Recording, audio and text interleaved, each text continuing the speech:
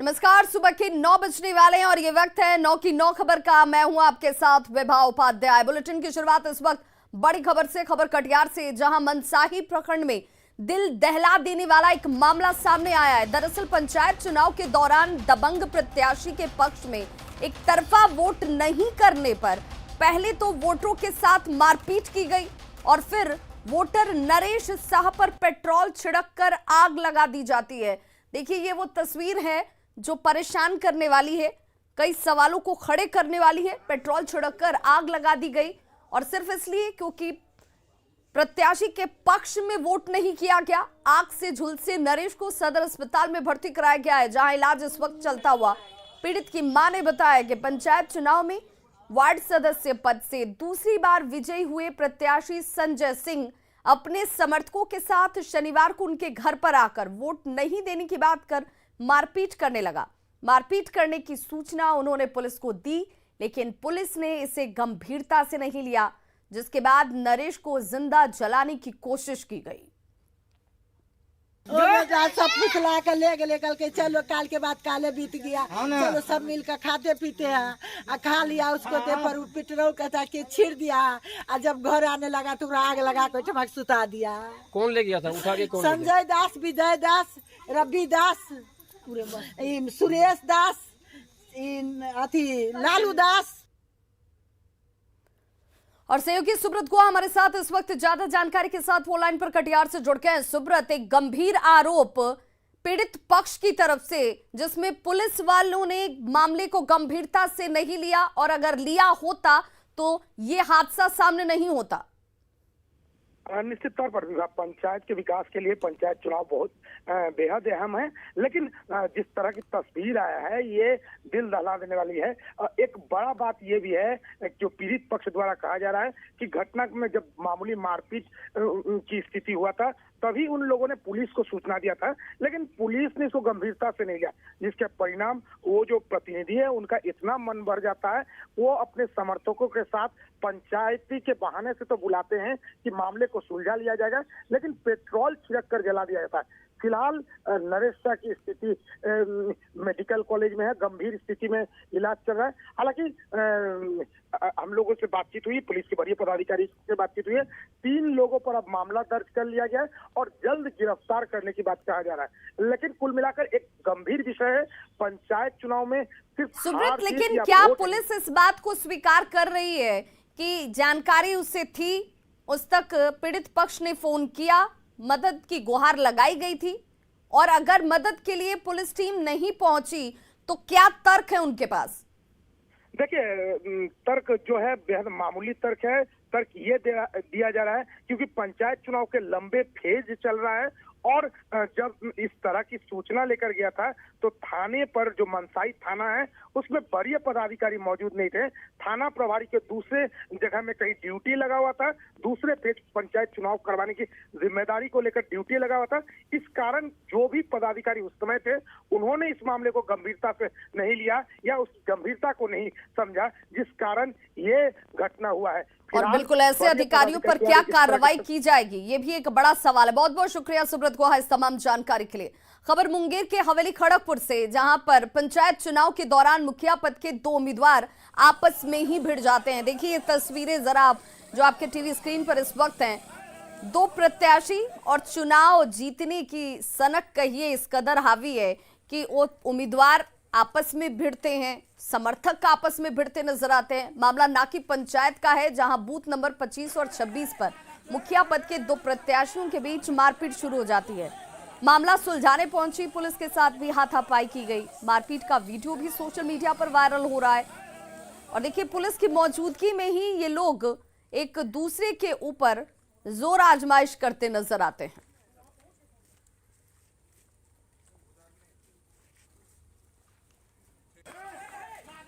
और बड़ी खबर सिवान से आ रही है, जहां पर डंपर की चपेट में स्कूटी आ गई है। स्कूटी पर सवार पति पत्नी को इस डंपर ने कुचल दिया है। पति की मौके पर ही मौत हो गई, जबकि पत्नी को अस्पताल में भर्ती कराया गया है। डंपर की चपेट में स्कूटी आती है, स्कूटी पर सवार पति पत्नी इस डंपर की चपेट में आए हैं, जिसमें पति की घटनास्थल पर ही मौत हो गई, जबकि पत्नी को गंभीर हालत में अस्पताल में भर्ती कराया गया है। लगड़पुरा गांव के पास की ये घटना बताई जा रही है। यूपी से मैरवा रिश्तेदार के पास ये लोग आ रहे थे। ग्रामीण ने 2 लोगों को इस दौरान पकड़ा भी है। पुलिस को पकड़कर इन दोनों ही लोगों को सौंप दिया गया है।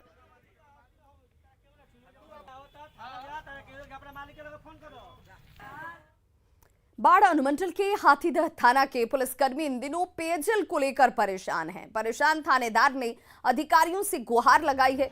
बताया जा रहा है कि हाथीदह जंक्शन पर यात्री सुविधाओं का घोर अभाव है और इस वजह से यात्रियों से लेकर यहां पर काम करने वाले रेल पुलिसकर्मी की बात की जाए, सभी परेशान हैं। परेशान थानेदार बीडीओ से गुहार लगा चुके हैं, लेकिन अब तक कुछ भी हासिल नहीं हुआ, समस्या का समाधान नहीं हुआ। स्टेशन परिसर के पास ही नया थाना बना हुआ है, लेकिन जल जमाव और पेयजल नहीं होने की वजह से पुलिसकर्मी वहां शिफ्ट नहीं कर पा रहे।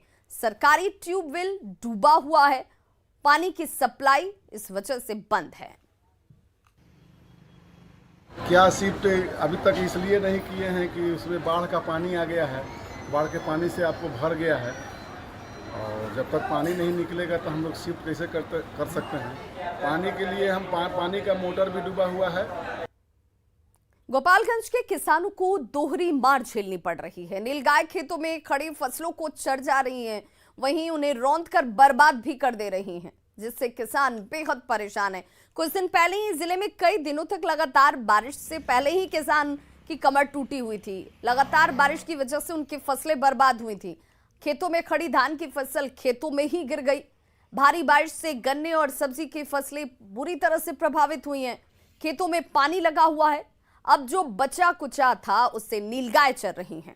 नीलगायों से मीरगंज, हथुआ, कुचायकोट समेत कई प्रखंडों के किसान परेशान हैं। अधिक जानकारी दे रहे हैं संवाददाता मुकेश कुमार। ऊपर से बेमौसम बारिश के मार और नीचे जो है आवारा मवेशियों की वजह से जो धान के जो किसान हैं वो खासे परेशान हैं। अभी आप देखेंगे कि अभी हम मीरगंज में हैं और मीरगंज का वो इलाका है जहाँ पर कि जो नीलगायों का जो आतंक है वो सबसे ज़्यादा देखने को मिलता है। और देखें यहाँ पर कैसे जो धान की जो खड़ी फसल है, जो बेमौसम बारिश की वजह से जो फसलें जो है ज़मीन पर पसर गई हैं, गिर गई हैं। उसके बगल में धान के खेत में कैसे जो नीलगाय हैं उनको आप देखेंगे कि वो कैसे जो है नीलगाय यहाँ पर चल रही हैं। और नीलगायों से सबसे ज़्यादा परेशानी जो है किसानों को, क्योंकि किसान के जो खेत है, खेतों में जो खड़ी फसल है वो नीलगाय ऐसी जो है बर्बाद कर देते हैं। देखें यहाँ पर कि उनकी जो तादाद भी कम नहीं है और वो उनकी अच्छी तादाद है। और वो मीरगंज का जो इलाका है, खासकर जिगना का जो इलाका है, नैन मटिहानी है और सवरेजी पंचायत है, तो इस तरह के जो इलाके हैं यहाँ पर जो नीलगाय हैं वो लगातार उनकी जो जनसंख्या है वो ज़्यादा बढ़ा हुआ है। इसके वजह से जो किसान है वो परेशान है और किसानों की जो फसल है वो बर्बाद हो रही है। तो गोपालगंज में किसानों को जो है दोहरी मार झेलनी पड़ रही है और यहाँ पर बेमौसम बारिश के बाद जो नीलगाय हैं उनका आतंक भी कम नहीं है। मुकेश कुमार, न्यूज़ 18, गोपालगंज।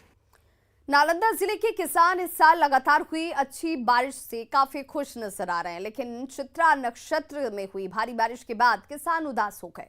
धान की फसल पानी के चलते बर्बाद हो गई।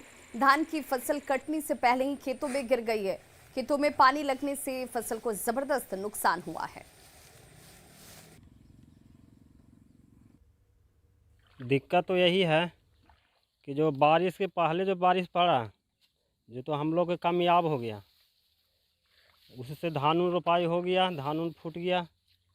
अब धान जो पक गया है और पीछे से जो पानी अब जो वर्षा जो हुआ तो धान पक गया। अब पानी पड़ा जो नुकसान हो गया उसका, वही सब धान गिर गया, हम लोग बर्बाद हो गए। कर्ज में पूरा पूंजी समझे कि बर्बाद है पानी के चलते। पानी इतना ज़्यादा आ गया कि कहीं निकास सही से रास्ता नहीं है निकलने के लिए। धान अभी पूरा गिरा हुआ, धान जलम गया। पानी में बहुत जगह धान नीचे गिरा हुआ जो जलम के ख़राब हो रहा है। लेकिन कटनी होना चाहिए था ना। कटनी सर पानी में कैसे होगा? तो फिर धान कैसे बचा के घर ले जाएंगे? अब भगवान भरोसे है। एक और इस वर्ष अच्छी बारिश होने के बाद किसान काफ़ी खुश नज़र आ रहे थे और काफ़ी उत्साहित से इस बार अच्छी बारिश हुई है और अच्छी फसल होगी। लेकिन वे खुशी आज ज़्यादा दिन नहीं टिकी और अब किसान काफ़ी मायूस हैं। अब दिखा सकते हैं किस तरह से जो है ये अभी बारिश हुई है और ये बारिश चित्रा नक्षत्र में होने के बाद जो धान में पानी है वो नहीं निकल पाई है, जिससे कि किसान काफ़ी परेशान है। और यहाँ तक जो धान है फसल वो पक के तैयार हो गई है, अब इसे कट जानी चाहिए था, लेकिन अभी तक ये करीब आधे फीट पानी खेत में भरी हुई है, जिस कारण से किसान काफ़ी परेशान हैं। किसानों का साफ कहना है कि इस पानी का अगर नहीं निकासी हुई तो हाथ से काटना तो दूर, मशीन भी चलाना मुश्किल है, क्योंकि जिस तरह से इस खेत में पानी है, ऐसे कई खेत हैं जिसमें पानी भरा हुआ है। और ख़ास करके इस समय धान के खेत में पानी भर जाने से जो धान की फसल है वो अब खेतों में ही सड़ने लगेगी, क्योंकि लगातार इस बार अच्छी बारिश हुई है। और अच्छी बारिश होने के बाद किसान काफ़ी खुश थे, लेकिन उनकी खुशी ज़्यादा दिन तक नहीं टिक पाई। नालंदा से न्यूज़ 18 के लिए अभिषेक कुमार। जमुई के कई गांव में बड़े पैमाने पर सब्जी की खेती होती है, लेकिन कोल्ड स्टोरेज नहीं होने की वजह से किसान औने पौने दाम पर सब्जियों को बेचने को मजबूर रहते हैं। जबकि बीते कई दशकों से यहां के किसान एक कोल्ड स्टोरेज की मांग करते आ रहे हैं, लेकिन कोल्ड स्टोरेज के निर्माण को लेकर कोई पहल नहीं शुरू की गई। सब्जी किसानों की परेशानियों का जानने की कोशिश की संवाददाता केसी कुंदन ने। जमुई जिले में बड़े पैमाने पर किसान सब्जी की खेती करते हैं, लेकिन दुर्भाग्य है कि कई दशकों से किसानों की मांग कोल्ड स्टोरेज की लेकर पूरी नहीं हुई।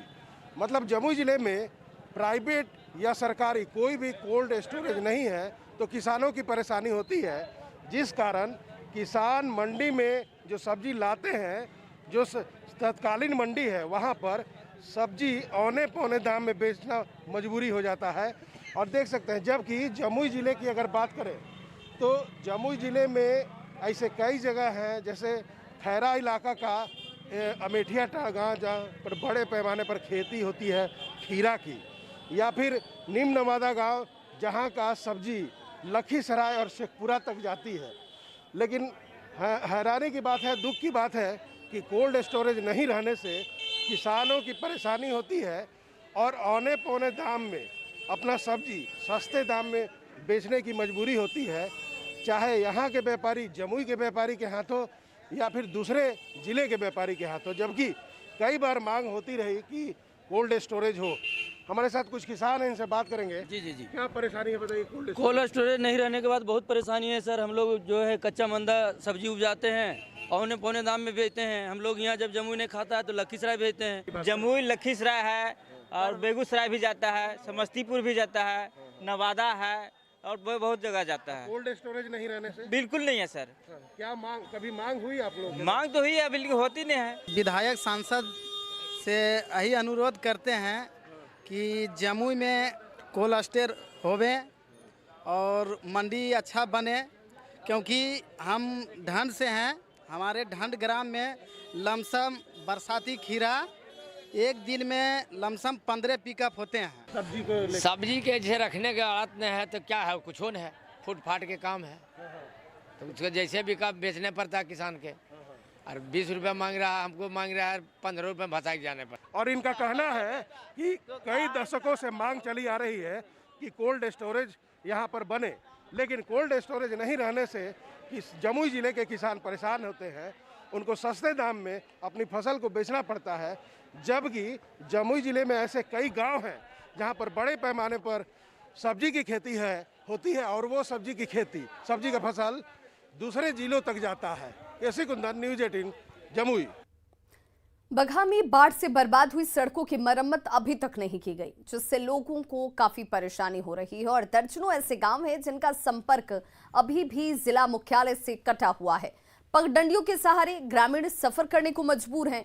हैरानी की बात यह है कि ग्रामीण कार्य विभाग के साथ PWD ने टूटी हुई सड़कों का निरीक्षण भी किया, लेकिन हालात जस के तस बने हुए हैं। हरना टांड और कटहरवा मुख्य मार्ग का हाल बता रहे हैं संवाददाता मुन्ना राज। पहाड़ी नदियों की तबाही से अब भी कई गांवों के लोग नहीं जूझ पाए हैं। जिन इलाकों में सड़कें बर्बाद हो गई थी, उसके बाद सरकार ने दावा किया था कि सड़कों को तत्काल दुरुस्त कर दिया जाएगा, लेकिन ऐसा धरातल पर हुआ नहीं। हम तस्वीरें आपको दिखाने की कोशिश कर रहे हैं हरना टांड कटहरवा सड़क की। तो आप तस्वीर देख सकते हैं कि यह मुख्य सड़क कई गांवों को एक दूसरे से जोड़ता है और तस्वीरें आपके सामने है कि बाढ़ के बाद जो तबाही आई थी, जो सड़कों का नुकसान हुआ था, तमाम ऐसे ग्रामीण इलाकों में सड़क है। सरकार ने तो दावा कर दिया कि उन सड़कों को तत्काल दुरुस्त किया जाएगा, लेकिन हालात इतने ख़राब हैं कि कई गाँव में फोर व्हीलर का जाना मुश्किल है, लोग साइकिल मोटरसाइकिल से जा रहे हैं, अपने वाहनों को एक छोर पे लगा देते हैं, उसके बाद अपने गांव तक पहुंचते हैं। और सरकारी स्तर पर तमाम शिकायतों के बाद भी इस पर काम नहीं हो सका है। तो कुछ लोग हैं स्थानीय जिनको भारी परेशानी हो रही है, उन लोगों से बात करने की कोशिश करते हैं। क्या नाम हुआ चाचा? मोहन। क्या दिक्कत भाई? दिक्कत हम लोग के ये रास्ता में बहुत खराब हुआ है, नहीं चल पाते हैं हम लोग। अरे ये तो कम जोड़ है, आगे जाके देखिए पूरा रोड टूट गया है। पढ़ने उड़ने जाते हैं तो ये फूट गया बाढ़ की वजह से। और क्या बड़ा गाड़ी दिक्कत में जाएगा? बड़ा गाड़ी जाता है इस तरह। क्या मतलब कैसे काम चल रहा है फिर? तो कैसे मुश्किल से इलाका में कितना बहुत आगे टूटा हुआ है। वहाँ पर पुल भी है, खेतानी पर जाना पड़ता है जी। अभी तक नहीं बनाया कोई? नहीं। आज भी जो पहाड़ी नदियों के कहर से सड़कें टूटी हैं वे खंडहर में तब्दील हैं और सरकारी सिस्टम पर एक बड़ा सवाल खड़ा कर रही हैं। मुन्ना राज, न्यूज़ 18, बगहा। लखीसराय में रामगढ़ चौक प्रखंड में जिला परिषद क्षेत्र संख्या 10 के चुनाव में नोनगढ़ निवासी 22 साल की अविवाहित स्नातक की छात्रा खुशबू कुमारी ने जीत दर्ज की है। उन्होंने अपने प्रतिद्वंदी को 11,435 मतों से हराया है। खुशबू की जीत में उनके होने वाले पति और ससुर का अहम योगदान है। खुशबू के मुताबिक जनवरी में उनकी शादी तय हुई और उसके बाद से ही उनके ससुर ने कह दिया कि अपनी होने वाली बहू को जिला परिषद सदस्य बनाएंगे। इसके बाद दोनों परिवारों ने शादी की तैयारी से पहले जीत की तैयारी में जी जान से जुट गए। बहुत अच्छा से तैयारी की हैं। मेरे होने वाले ससुर जी हमको सपोर्ट किए हैं, वही उन्हीं का मतलब सब कुछ है, वही दिए सब कुछ कि हमको इसको जिला परिषद बनाना है। तो आप पढ़ाई कर रही थी? जी पढ़ाई कर रहे हैं। तो फिर अचानक इससे हो गया कि भाई अचानक रिश्ता लगा मेरा, वो बोले कि हम इसको जिला परिषद में खड़ा करवाएंगे, तो मेरे घर वाले टोटल राजी हो गए हैं। तो कितना वो आपका क्षेत्र में कितना गांव होता है? 52 गाँव। तो काफ़ी मेहनत करना, बहुत मेहनत की है, रात दिन एक कर दिए। देखिए ये सोच मेरे पिताजी के फादर के थे, सुरेंद्र रजक, जो बैंक से रिटायर किए हैं, उनका सोच था कि खुशबू कुमारी को जिला परिषद में खड़ा करना है। तो काफ़ी मेहनत की है? बहुत मेहनत, बहुत। जब से खुशबू से रिश्ता लगा था, जनवरी में ही लगा था, तब से सब कोई, खुशबू के मम्मी पापा भी, मेरे पापा भी, हम बहुत मेहनत किए। जनता के रामगढ़ प्रखंड क्षेत्र संख्या 10 के जनता जो हमको ये आशीर्वाद दिए हैं, मैं उनके लिए सदा आभारी रहूँगा। 5 साल के लिए मैं बहुत काफ़ी खुश हूँ, मेरे परिवार खुश है।